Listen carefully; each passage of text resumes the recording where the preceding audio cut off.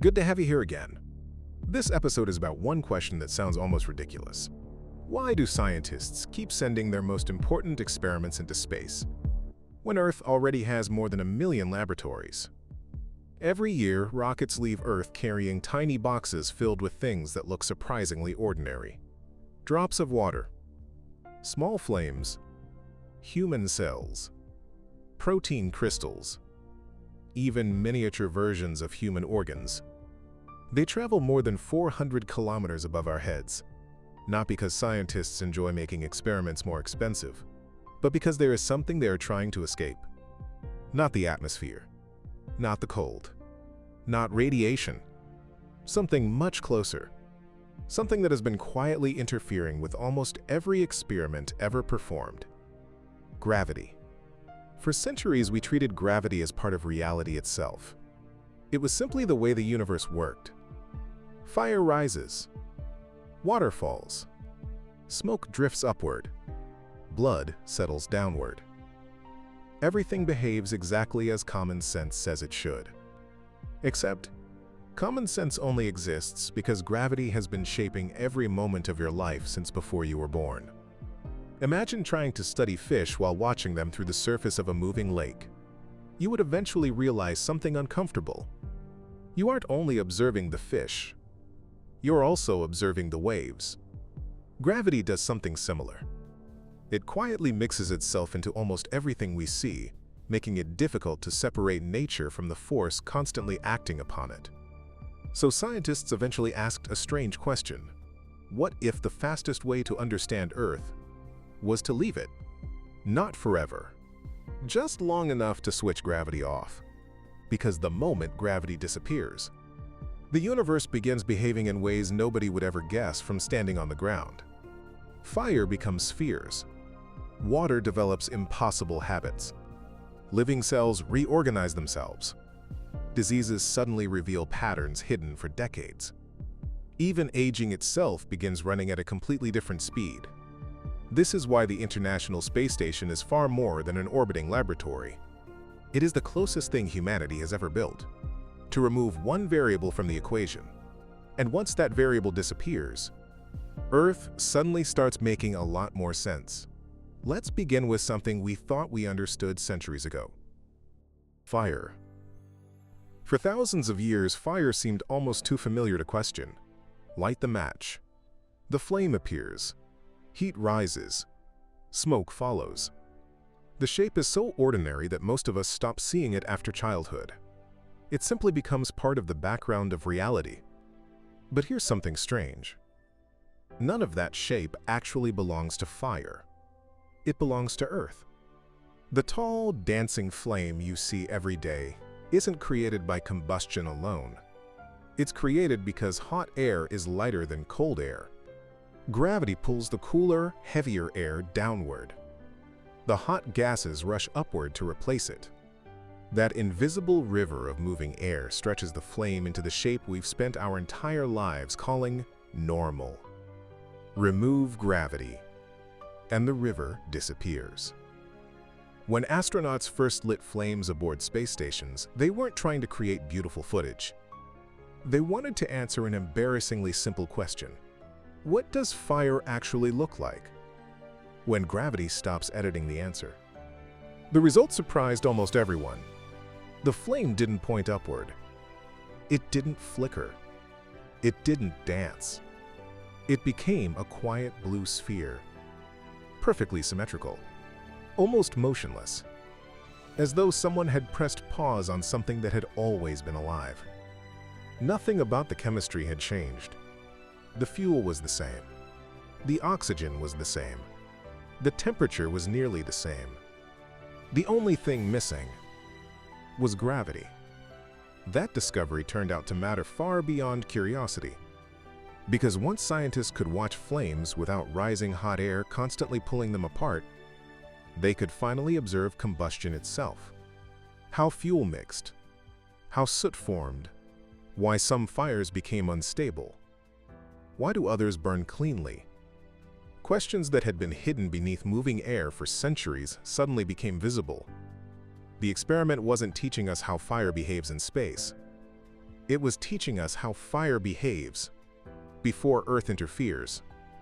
And once researchers understood combustion more clearly, they began designing cleaner engines, more efficient fuel systems, safer spacecraft, even better wildfire prediction models. One floating blue flame ended up improving technologies used by millions of people who would never leave Earth. That's when scientists realized something much bigger.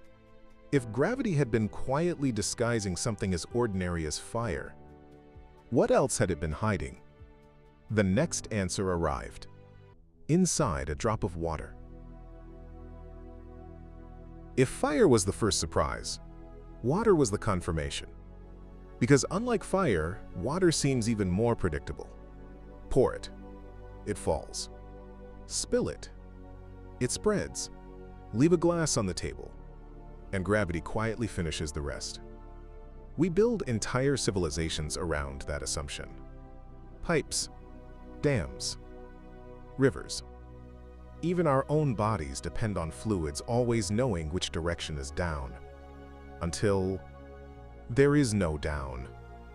The first time astronauts released water inside a spacecraft, it didn't splash, it didn't drip, it didn't fall onto the floor. There wasn't a floor anymore. The water simply gathered itself into a perfect floating sphere, almost as if every molecule had suddenly decided to become neighbors with every other molecule. It looked beautiful, but it also created a problem. Without gravity pulling heavier particles downward, nothing mixed the way scientists expected. Tiny bubbles refused to rise. Liquids separated differently. Even heat traveled through water in unfamiliar ways. Everything engineers had learned on Earth had quietly depended on gravity doing half the work. Take boiling water. On Earth, boiling looks violent. Bubbles appear. They race upward. Fresh, cooler water flows beneath them. The cycle repeats thousands of times every second. That movement carries heat away. Gravity is constantly stirring the pot. In orbit, the bubbles don't know where to go.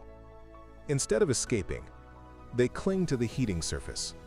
They form insulating layers. Heat gets trapped. The entire process changes.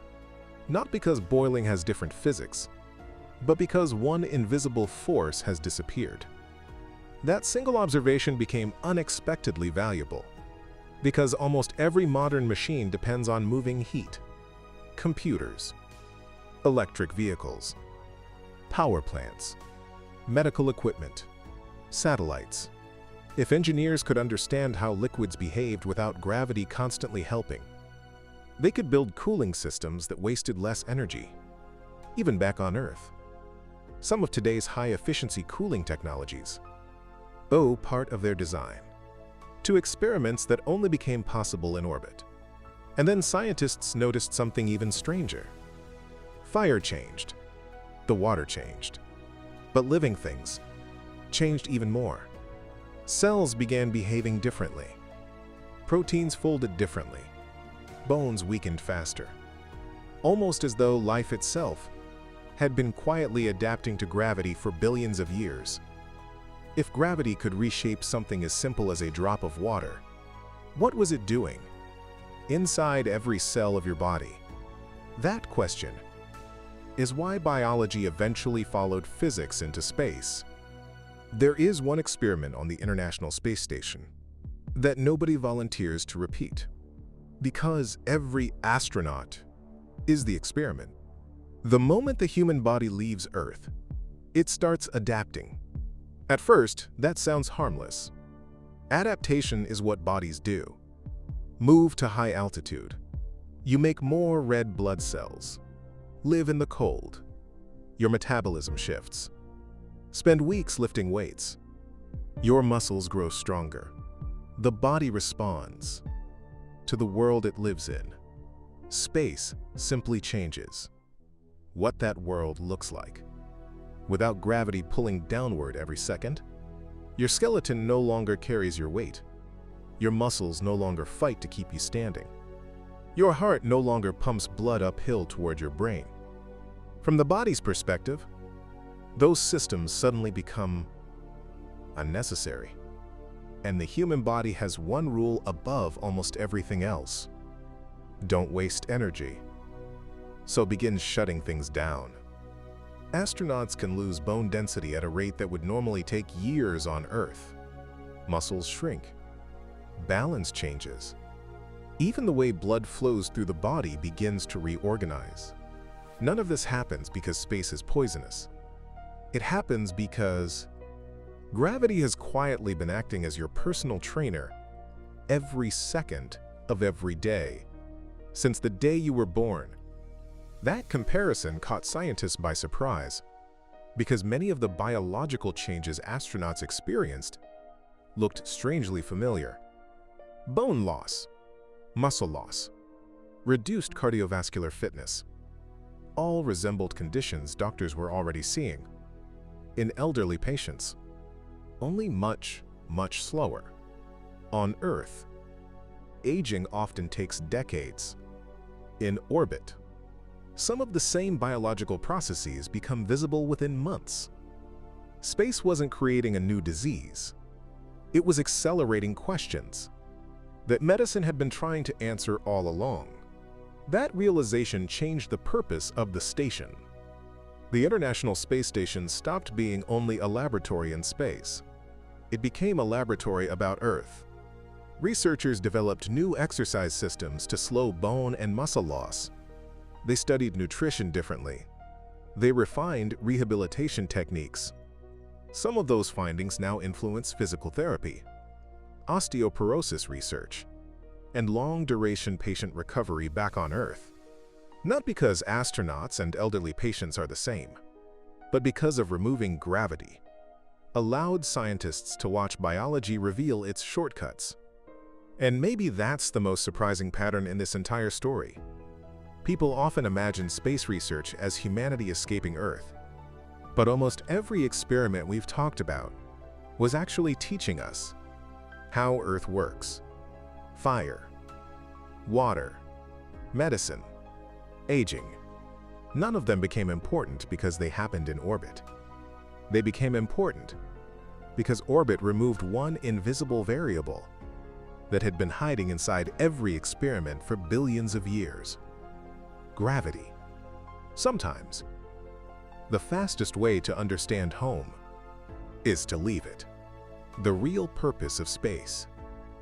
When people ask whether space exploration is worth the cost, they usually imagine rockets, launches, astronauts, distant planets. But that's rarely what the International Space Station has been doing. Most days, it has simply been removing gravity and watching what remains. That's a surprisingly powerful way to learn, because every experiment contains assumptions you don't even know you're making. Gravity, air, pressure, time. Remove one, and suddenly the hidden rules become visible. That's true in science. It's true in engineering. And, perhaps, it's true far beyond laboratories.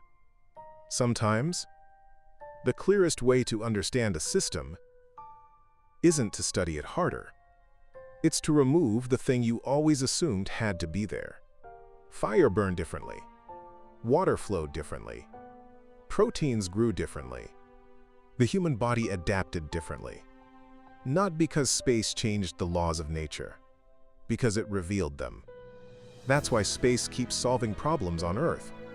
Not because the answers are floating somewhere above us, but because sometimes distance is the only way to finally see what has been beside us all along. I'm Leo. This is Pattern Notes. We gather here, and stories pass through us. This was one of them. See you next time.